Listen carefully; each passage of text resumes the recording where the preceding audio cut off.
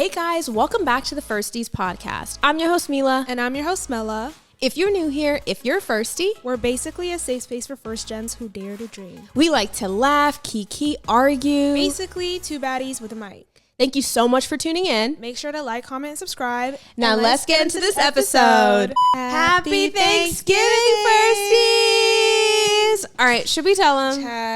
Yo. Okay. We got something to tell you. Okay, in our defense, this is our third episode tonight. Exactly. It is, what time is it? It is 1:18 in the morning. Okay, this is technically my fault, but we recorded this episode and Carmella's mic wasn't on. My mic was not on this entire time, and I only see like this one little thing and you're going like, up and down. I'm like, where? I'm speaking, but I don't see nothing. Nothing's moving. Nothing's telling me that I'm being heard, which is so crazy. So we're going to have to redo this. So if you see us chuckling a little bit, it's just because literally now it feels like it's rehearsed. Yeah. Because we really just be talking off the heart. Exactly.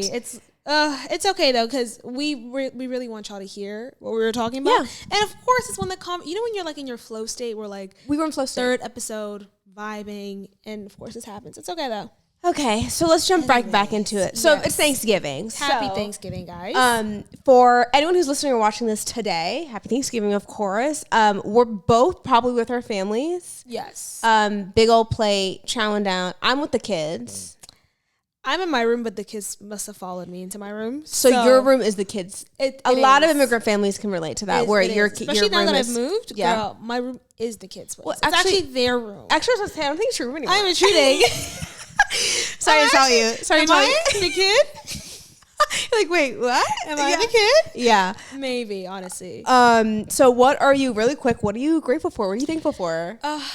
I'm grateful to be alive. I'm grateful for my friends, family, and God, of course. But Amen. Most of all, I'm grateful for like firsties and content creation. And I'm just, I guess to sum it all together, like I'm grateful for like even having the ability to like chase my dreams with like people around me that also have that same drive and goal. Do you know what I mean? And that's why I like that your mic is on, girl. Now the mic is really on, babe. We gotta talk about it. You're really talking about it. But no, that ass, like I'm so grateful to like, feel seen and feel I guess like even like my dreams feeling like valued and like shared by like, you guys. And Maya was here too, girl. Maya was sick and tired of this.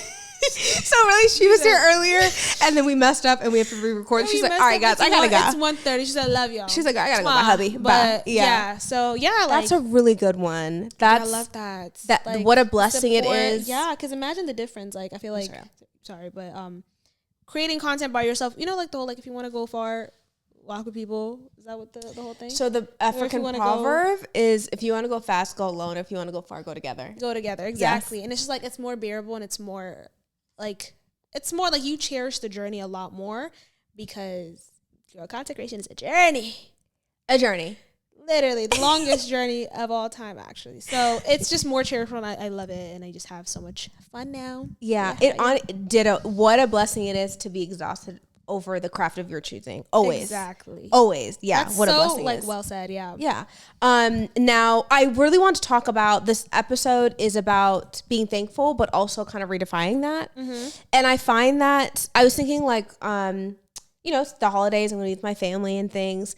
And as I'm getting older, I'm finding that it's changing for me a little bit. I don't know if I have the vocabulary for it yet. Maybe we'll figure that out this episode. And I think a lot of people can relate to this. But I kind of want to talk about the weight of gratitude. How sometimes when we were younger, being grateful was almost like an obligation, not necessarily like an emotion. Yeah. And so it doesn't matter the scenario. You should be grateful because the older generation was looking at you like, what do you have to be ungrateful about? What is uncomfortable about the situation? Yeah. What are your thoughts on that? Can you relate to that? I feel like I do agree because there's certain things that obviously like life is just like you should be grateful for, or like I don't know, like there's certain things that you appreciate, but it just might not be the time at that moment. Mm-hmm. And I feel like that's completely normal. And I feel like people, especially like parents, always do the comparison game where like even when it comes to school, like girl, I used to walk to school.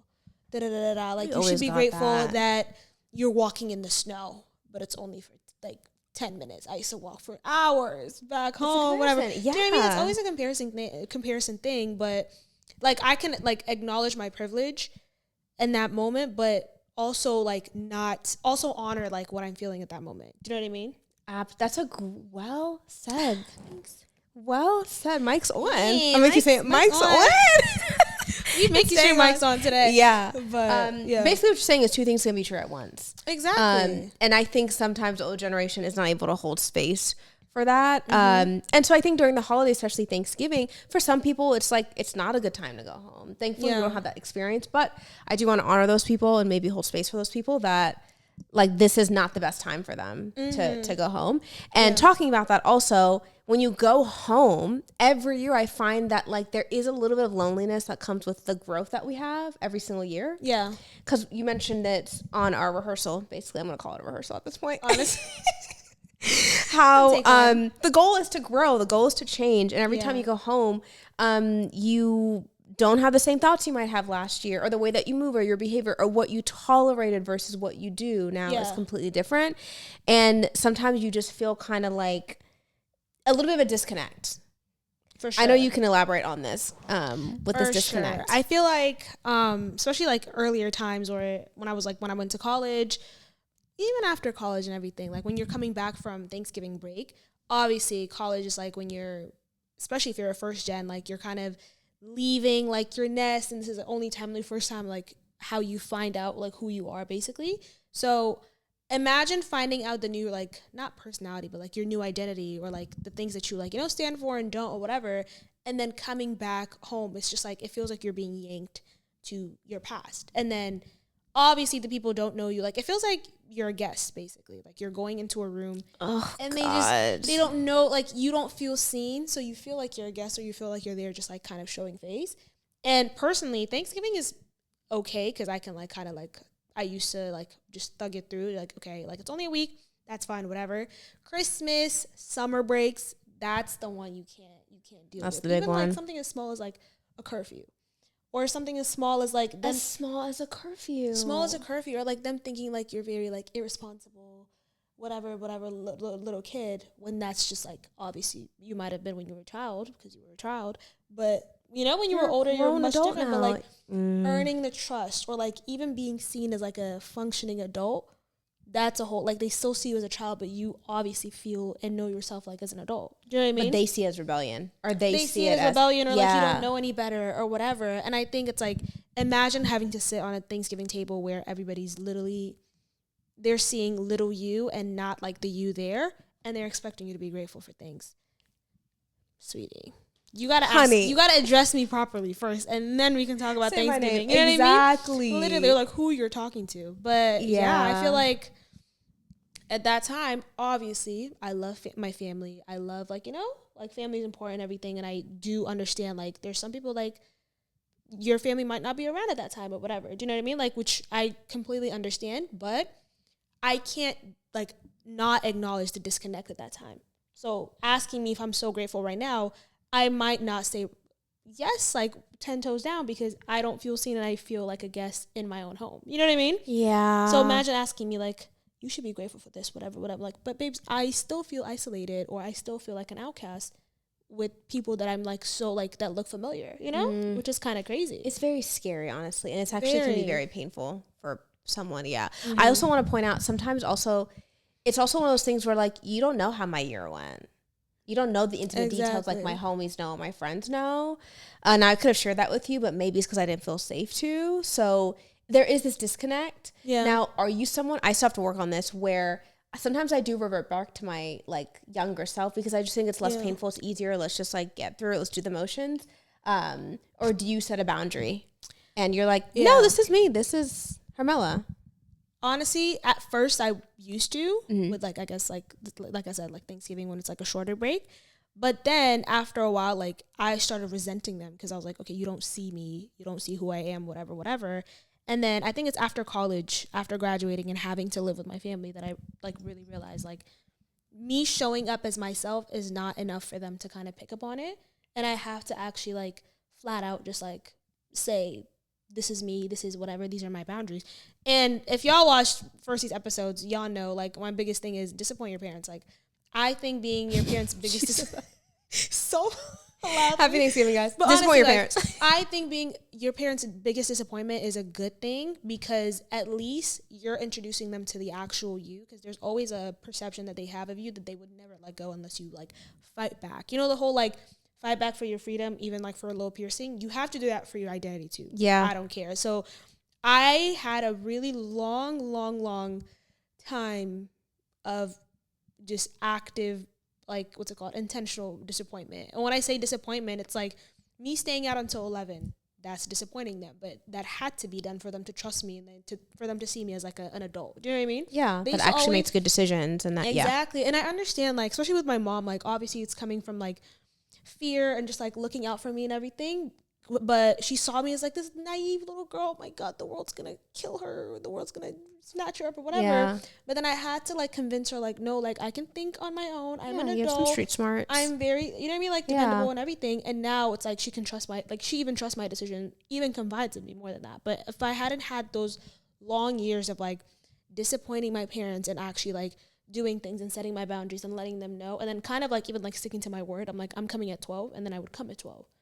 And I told her I'm coming at 12. Then, you know, you kind of like grow, like you build a new personality, and then that's like familiar to them. Now I feel seen. But before, there was a time like, girl, you don't even know who's in your house. Same.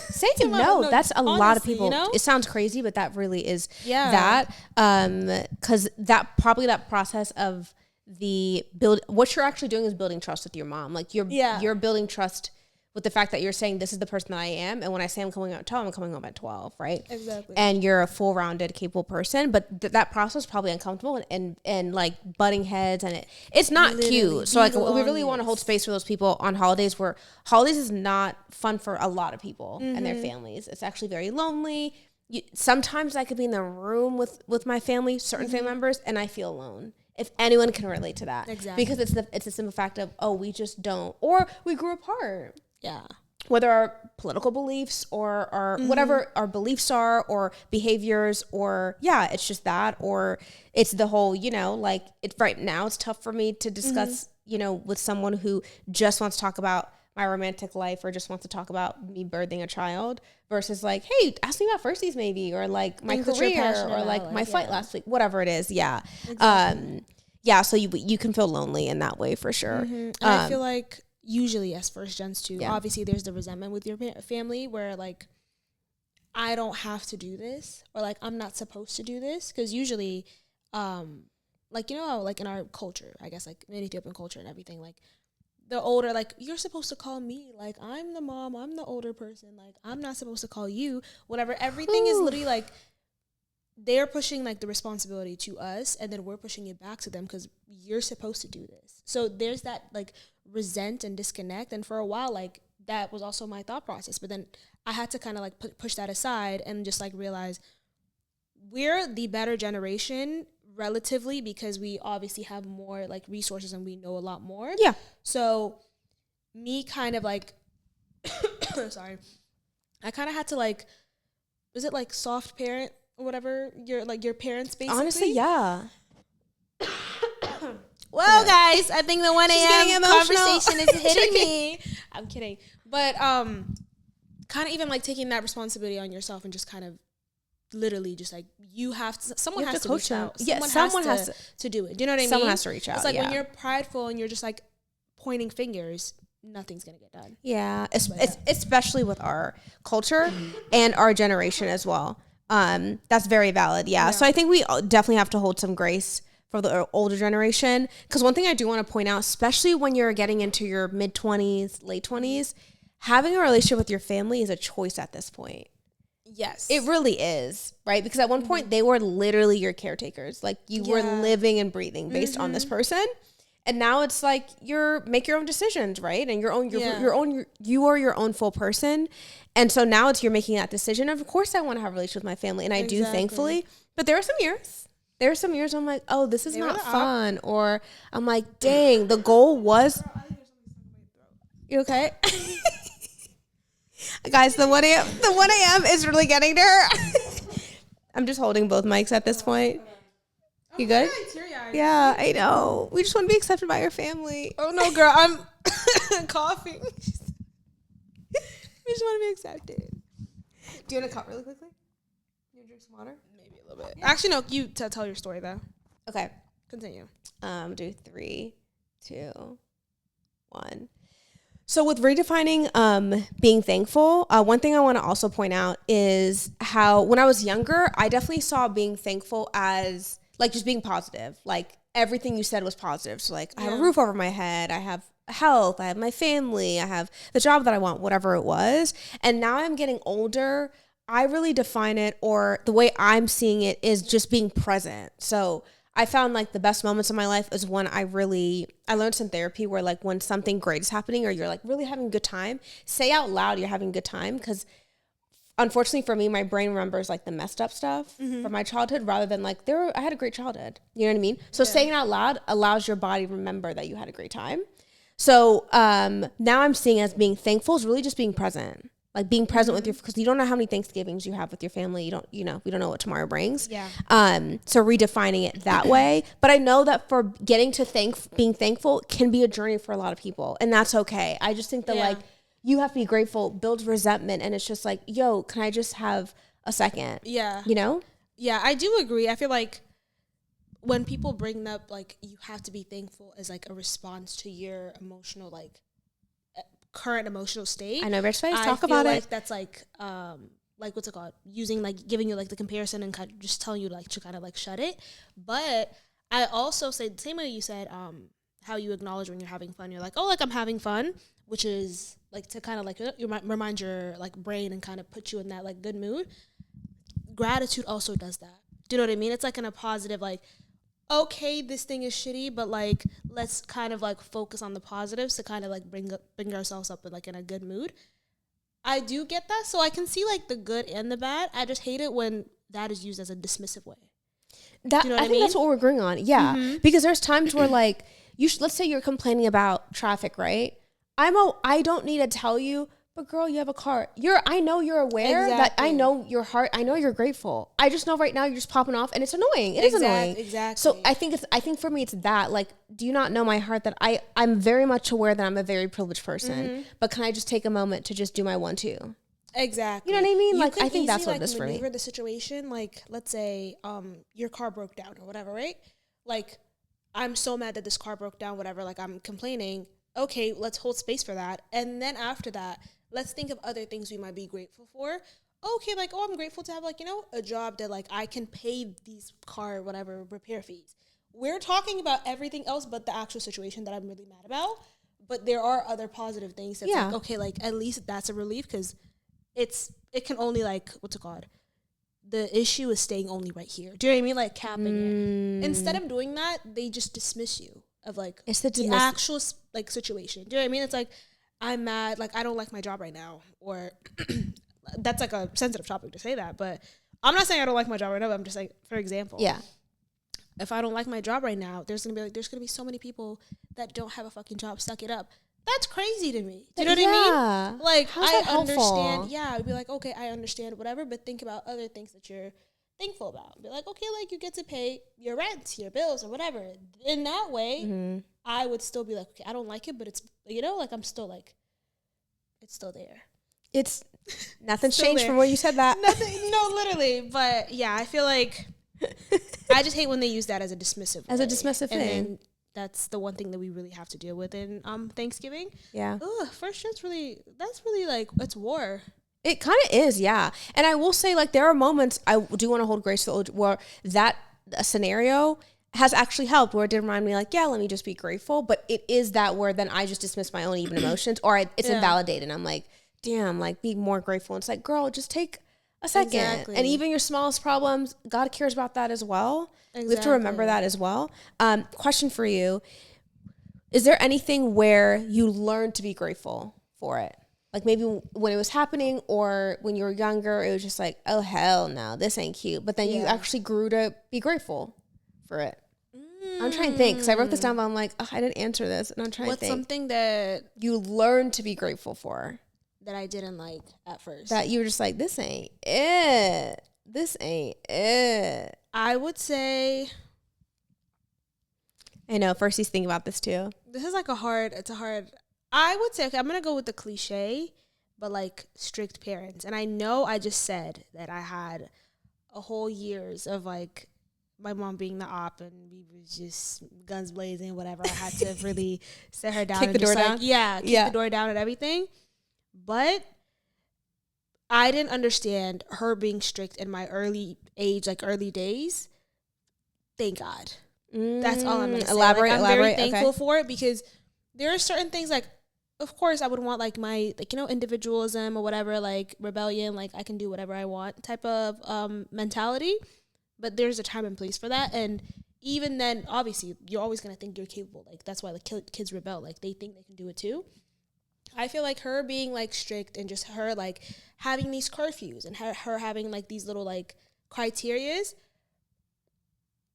like, I was able to, like, I didn't, like, grow up too fast. Is that, like, a thing? Yeah. Or, like, you know? Like, I feel like... be a kid. Yeah. Or, like, I wasn't, like, open for, like, traumas. She was really strict about boys. Didn't date. Didn't do anything. So protected you from any trauma any trauma for me, like in high school. Like now looking back, why would I have a boyfriend in high school? But it does not make sense, correct? It doesn't make sense. When like, you're that age, you're like, I'm grown. What's but the I'm big deal? Grown, blah, blah, blah, You're 14. Or like little things. But yeah, like I mean, there's still things that they should also work on. Like I know they're strict like that way, but then you can't like. They need to have like a little good like transitioning period. You can't just like. I don't know, like you know how like they're really strict and they expect you something like when and you then it's like where's the husband? You didn't let I didn't learn healthy dating to be like like there's a healthy way that they could do it, but to transition. Yeah, and I feel like that's certain rules that my mom used to have when it comes to like I said, curfews or dating or like parties and stuff like that. Like parties and drinking. Like I never drank in high school. The first time I drank alcohol was when I was 18. Mm-hmm. So it's like those things, obviously. She was strict. She ran a tight ship in that house. But I love that tight ship. And I'm so happy that she did that. Yeah. Do you know what I mean? So that's a lot of people are going to relate to that one specifically. When you're older, yeah. Because every child of immigrant parents had strict parents. Yeah. And they're like, what? They're the fun police. What's happening? Literally. And then they get older, were protected from a whole bunch of stuff. Also, you just saw how your friends moved, and you're like, dang, exactly. I'm not doing all that. Exactly. Yeah, that's a really, really good one. She was like really big on like education and everything. Like, guys, I went to one high school party, and she don't even know about this one high school party that I'm going to talk on podcast. On Firsties. On Firsties, but literally, like in high school, like in my high school, they were throwing parties, darties every time. Not darties, but like house parties. Yeah. Every single time. I went to 0. Well, you went to one in the summer, but like, I guess. Yeah. But that was like the last party that. Aren't you grateful she was strict? Yeah, and I'm so sorry. Like when I have my children, sorry kids, it's gonna be strict. It's gonna be real tight. It's gonna be tighter than her ship, actually. Because you know how to get around this. Right. So I'm gonna find another loophole. You gotta have loophole for the loophole. Yeah, yeah, that's a really good one. For me, what I had to learn to be grateful for. I probably have to say not to get too into the details because it does involve other people, but the one thing that I feared happened this past year, and it's brought us much closer together than I just got off the phone with my brother, and the way that we communicate and consider each other in our lives, truly a dream of mine to be that close, because you probably relate, like we saw my aunties and uncles, like they were all so close. And so like my brother was making a life decision. He called me to consult me on my plans to make sure he's making the right decision for his life. Like, and that means a lot to me. It's like we're a team. And the communication is there. Never thought we would get there just because he moved away. He's in Denver, but the one thing that I feared, and you know what it is, is actually what brought the family closer together, and that's a blessing. Yeah. So when I first started, I was like, this ain't cute what we're going through.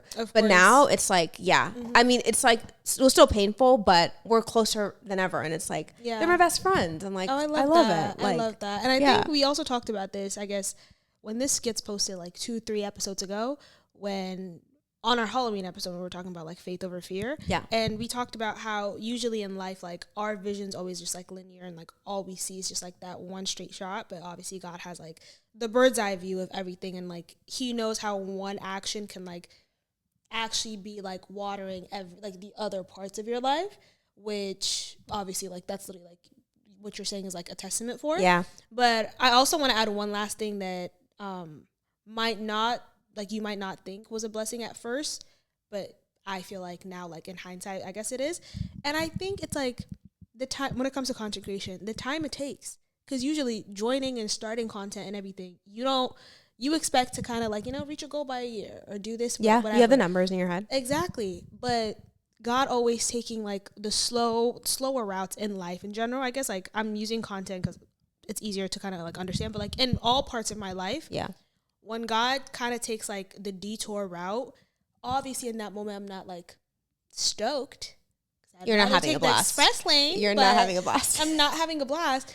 But looking back, I wouldn't have like learned all those lessons, or I wouldn't have met like those people along the way. Like, the detour always is just worth it. It is. You know well what I mean? said. And so we just, like, that's probably another thing to be what we did not, we're grateful before that we are now. Exactly. Because in the moment you're just like, detour. Oh my God, it's taking so long. Or like you have like so much disappointment. Like, and it's, again, it's okay to feel disappointed in that moment, or it's okay to feel discouraged. Like discouragement, disappointment, and just impatience would be like the things that you would be feeling. Yeah. Like, in those times, that's okay. Because imagine if someone said like, girl, shut up, I didn't get 1,000 followers for like 5 years. That does not matter. It's not relevant to me. It's not, do you know what I mean? Helpful. It's like, I'm not, like, I just still feel like a disappointment at this moment, which is normal. But then again, looking back, now I'm just like very grateful for like everything else. Now, to wrap up this episode, you mentioned it, so we should definitely get involved with being thankful in our faith. Period. Right? I mean, they're right there. Right there. Right there. Right there. We had to. We got to. Of course, we always have to. We got to. And I love how we always wrap up our episodes about talking about faith. Have you realized it's always the last category? And it's pretty consistent and genuine. It really is. Exactly. Like, yeah, I love it. But what I want to mention there is sometimes I think we forget that being grateful, it really is like a sacred act almost. It really is. But I think what we don't appreciate sometimes in the Thanksgiving table, that it could sometimes be performative. Yeah. Where it's like, you should be grateful. Well, I don't want to perform that I'm grateful or thankful when I'm actually not in this moment. Yeah. And I truly believe, like, if this ain't cute, I'm going to talk to my Jesus and be like, yo, what's up? He's my friend. You know what I mean? He really is. So right? Yes. And I feel like that just kind of like debunks how like we do prayer and worship versus like older You're in my head. generation. It's kind of scary. Go ahead. So, because I like, how like they're very poised and very like, especially like traditional, like we grew up in like Orthodox, Orthodox Christian families. Yep. So of course everything is like traditional rules and everything. And then there's just like proper like decorum when it comes to prayer and proper things or whatever. And sometimes for me, it feels ingenuine because if I have to be like, do you know what I mean? Like a little, like I can't complain. Sometimes like my prayer can look like just me having a conversation with God, and I'm just telling him. Literally is that. Exactly. That is prayer. Yes. And it's like the same way we're just like only be thankful, only talk about this. Like there's some people that have it worse, whatever. That also like kind of breeds into like when it comes to your faith, you not being truly transparent with God, because I feel like I should be able to like talk to God when I'm happy and talk to God when I'm mad and frustrated and impatient and everything, because that's God, and I shouldn't be like, holding anything back. Totally. So the same way how you said like when you're like acting performative on the Thanksgiving table, that's how a lot of people act in the prayer room, and you're being performative and you're just like, and I think Father Anthony also talked about like how like in his like recent series, Father Anthony's our like community church, like neighborhood, neighborhood church, like our church, our priest, but he was talking about how sometimes people do like performative prayers and everything, but that's not really what matters. It's just like what, like, it's like your heart posture and actually just like being so vulnerable. Yeah. And that just means literally venting when you're not thankful, when you're just kind of like, and then like that's normal, because obviously you can't hide that from God too. Do you know what I mean? And he knows. Yeah. He just wants you to lay it on him for sure. And just acknowledging that present feeling, because most of the time when you acknowledge that present emotion, it's probably not even going to take much, because after I literally talk about my frustration, I'm going to go back to being thankful. Like, let's be so for real. Yes. Do you know what I mean? It's absolutely. Just like, it just needs that acknowledgement, but the more you push it under a rug, then later on it's going to turn into resentment, or just like, even just like shutting down or whatever. Yeah. I'd rather say I'm mad about my job and then just be like, you know what, God, thank you, whatever. Like, you're always going to go back to being thankful or just even being content. So let's just do that. Yeah, let's just complain. Yeah, like literally say how you feel at that moment, even in prayers, and then after that, the rest will follow, you know? It wasn't until like, I distinctly remember a childhood memory where like my mom walked in on me praying at night, and then she just asked me like, like, what do you pray for? Like, just curious, like, what do you pray for? Right? Because not that no one's taught me how to pray. Obviously we had our homes and stuff like that, but, and I told her like, oh, I pray for this, and it was no request, nothing. It was just, I'm thankful for, our biggest fear is losing a loved one. I'm thankful my parents are here. Mm-hmm. I'm thankful for my siblings. I'm thankful for my school books. Like, I never asked for anything. And then she said, like, you could ask for things. It's okay. And I'm like, well, I don't want to ask for a bike because like I already have my shoes and I have, and she's like, you could ask for, like, he cares about that. I'm like, oh my God, Mila. Yeah, I distinctly remember. That is so And 12 years old where she's like, you could ask for things. I'm like, oh, but it's that. It's that. But I was raised just to be grateful. Yeah. You got the golden ticket. You're in America. Some of your cousins don't even have shoes. You're back at home. Yeah. You have to be grateful. We worked this hard to get you here. I'm like, okay, I'm the golden ticket. Let me just be grateful. Yeah, thank you. And it's like, but he cares about the little, you want those shoes, pray for that. Exactly. You want the house, pray for that. You want your health, pray for that. He cares about all, but he wants to be your friend. Literally. Oh my God. I saw this one really cute video. I wish, like, if I find a clip, I don't know. Yeah. I might put it in there. It's like this little kid who, like, the elevator got stuck. Mm-hmm. And the camera was like recording, obviously, and he was like, God, can you please open the door? I'm a little scared right now. Can you just please open the door for me? And then the door opened. He's like, thank you. And then he just walked out. Wait, this is a real? It's a real, yeah. It's a real, like, I need to see this. Okay. Camera, like elevator, like clip. Clip. And that was the cutest thing for me because it's like, because that really isn't. That's what I'm saying. Because like usually like, in Jesus' name, door open, I say, whatever. Like, you would just, like, try to act so brave when you feel scared. But, like, feeling scared is okay because that door's not opening because of you. He's just, like, being even vulnerable. And just kind of, like, and he literally just, like, I'm a little scared right now. That just I'm going to say that in my prayers. He's like, I'm a little scared. I'm a little worried. I'm a little worried. But, like, obviously. And then he obviously, like, continue with, like, but I know you can open it. So can you please open the door for me? And then the door opened. He was like, "Thank you," and then he just walked out. Aww. That was the cutest. I need to see this video. I'll show it to you. I have to find it. But yeah, it really is redefining what thankful is for the person who's listening to this, and then also part of being, and at least for us, part of our gratefulness, the core of that is our faith, of course. Yeah. I mean, that's what it is. And we talked about it before, but it literally is, I think they say, like, scientifically it's impossible to be fearful and grateful at the same time. Or anxious and grateful. Like, you cannot be anxious and grateful at the same time. Once you really consider, I think I told you this, like, one therapist told me, like, give me 5. And she was like, like, give me 5, which is name Dr. Rick, shout out to you. But she would say, like, give me 5, which is, I would start with, like, okay, I'm grateful, like, my hands move, love my nails right now, my hair. And by the time you get to the 4th or 5th one, you're, like, not anxious at all. And you're like, well, what was I annoyed about? Or what was I anxious about? Yeah. And then sometimes it was a fun game where it was like, what number are you today? And if I, like, say 8, that means it was a rough day because I had to get to 8 to be grateful. And then somebody's like, girl, today was only 2 because I only had to get to 2 to be grateful. It's like a really cool exercise to, like, do. Wait, so what do you think is the difference between that and your parents saying just be grateful when you, like, have a situation going on? Because sometimes it's still recognizing that the situation is shitty or that it's not fun, but also focusing on what you do have versus what you mentioned earlier, versus what our parents or our family does is that like just dismiss it and then do the comparative thing. Because then now what I don't want to consider myself ungrateful because I know I'm not. Yeah. We practice gratitude every day. We do. You know what I mean? So I think it's putting that label on us. So I'm just like, no, don't make me, or don't say it out loud in front of other people. Now other people think I'm ungrateful. Yeah. You know what I mean? Like, no, I get it's that. Like the old generation when they say it, I'm modding out in front of everybody. And it's like, now I just feel embarrassed. Now you're being dismissed. Like I feel silly that I'm annoyed that I have a headache. Whatever tiny thing it is. Exactly. Yeah. Yeah. And I just don't like minimizing it. Cause like to you, breaking a nail could be the end of the world, but to you, that's your reality. You're just so frustrated. And hold space for that. Or So, anything else you want to share before we wrap up on this holiday special? Not really. I'm just curious about, like what you guys, I guess, think, or like what are the challenges you guys face when you guys go to your family's home, go back to your family, or do you guys even feel like an outcast or a guest? That's a real one, girl. At home? Do you know what I mean? Yeah. But, I really want to know. And we hope that you feel At like a home, family of here course. with Firsties, honestly. Of course. Because that's really the making of this show is just to feel like we really are a family. So if you want to comment, publicly message us, privately message us.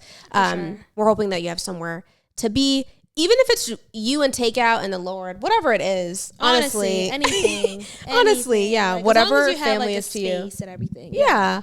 Yeah. But happy Thanksgiving, guys. Happy Thanksgiving. We'll see you in our next episode. Love Bye, y'all. guys. Bye.